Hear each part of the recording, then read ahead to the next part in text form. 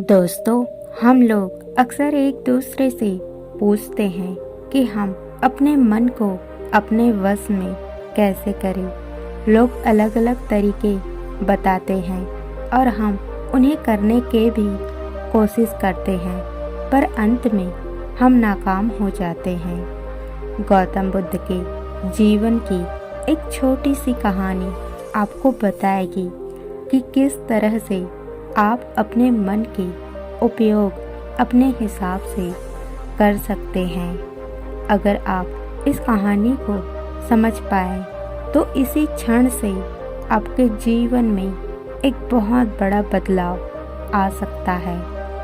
एक बार गौतम बुद्ध एक नगर से गुजर रहे होते हैं। उस नगर में एक कपड़े की बहुत बड़ी दुकान होती है। उस पर एक व्यक्ति बैठा होता है। बुद्ध की नज़र उस व्यक्ति पर पड़ता है। वह व्यक्ति बड़ा ही दुखी नज़र आता है। बुद्ध उसके पास जाते हैं और उससे पूछते हैं, भंते, आप इतने दुखी क्यों हो?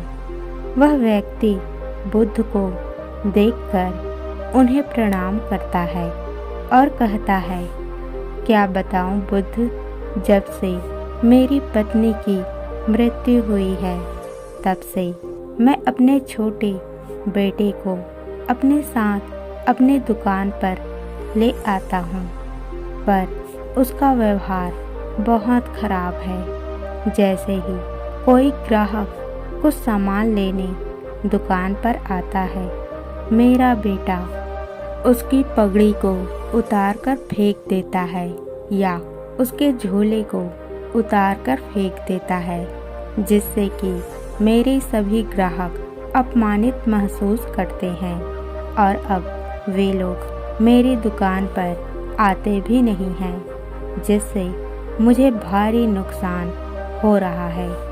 घर पे कोई नहीं रहता, जिसके कारण मैं अपने बच्चे को घर पर छोड़ भी नहीं सकता। मैंने अपने बेटे को बहुत समझाने की कोशिश करी, डांटा पीटा, सब कुछ करके देख लिया, परंतु कोई तरीका काम नहीं आया। बुद्ध कहते हैं, यदि तुम कहो तो मैं तुम्हारी सहायता कर सकता हूँ। बुद्ध की बात सुनकर उस व्यक्ति की आंखों में एक खुशी की चमक आ जाती है और वह व्यक्ति बुद्ध से कहता है, बुद्ध, बड़ी कृपा होगी आपकी यदि आप मेरी इस समस्या का हल कर दे तो। बुद्ध उस व्यक्ति से कहते हैं, परंतु मैं जो भी करूँगा उसमें दखल नहीं दोगे और ना ही कोई प्रश्न करोगे। तुम्हें मुझे यह वचन देना होगा। वह व्यक्ति बुद्ध को वचन देता है कि आप जो भी करेंगे मैं उसमें बिल्कुल भी दखल अंदाजी नहीं करूँगा। अगले दिन बुद्ध दुकान पर पहुँचते हैं। बुद्ध अपने सर पर एक पगड़ी बांधे हुए होते हैं। वह बच्चा हमेशा की तरह बुद्ध के पास आता है और उनकी पगड़ी उतार कर फेंक देता है। बुद्ध मुस्कुराते हैं और उस बच्चे से कहते हैं, बहुत अच्छा बेटा, अब जाओ और उस पगड़ी को उठाकर लेकर आओ।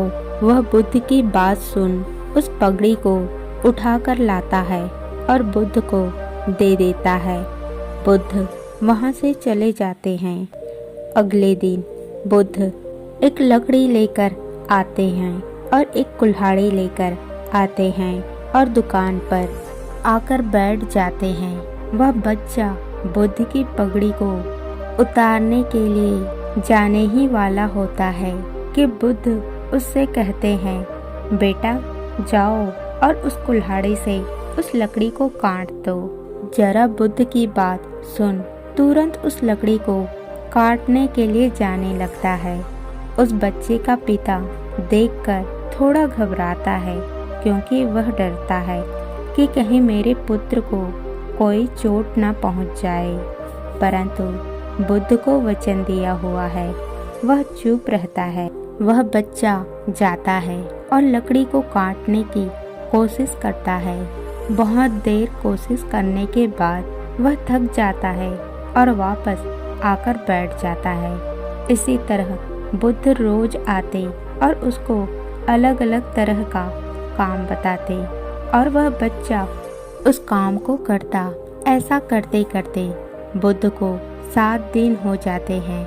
अब वह बच्चा भूल ही जाता है कि उससे किसी की पगड़ी भी उतार कर फेंकनी है। बुद्ध 7 दिन के अंदर उस बच्चे की उस आदत को बदल देता है और उसके पिता बहुत खुश होते हैं और बुद्ध को धन्यवाद कहते हैं। जिन लोगों ने ये कहानी सुनी, बहुत सारे लोग तो बड़ी समस्याओं में फंस गए होंगे कि इससे मन की कंट्रोल करने का क्या संबंध है, इससे मन को अपने वश में करने का क्या संबंध है।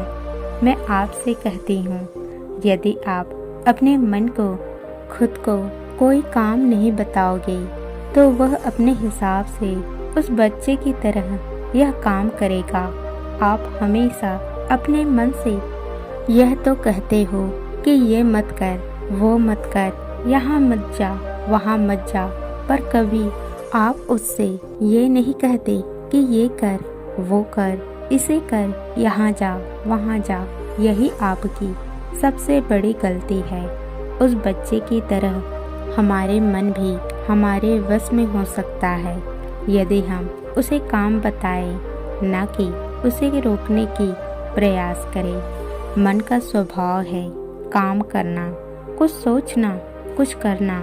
अब हमारे पास 2 विकल्प है, या तो मन को उसके हिसाब से काम करने दो या फिर हम अपने हिसाब से काम करवाएं। अगर आप अपने मन के द्वारा उनसे हिसाब का काम करवाना सीख गए तो आप पाएंगे कि आपका मन आपका इंतजार करेगा कि कब आप उसे आदेश दें। ज़्यादातर काम मन अपने हिसाब से कर रहा है और यही सबसे बड़ी समस्या है।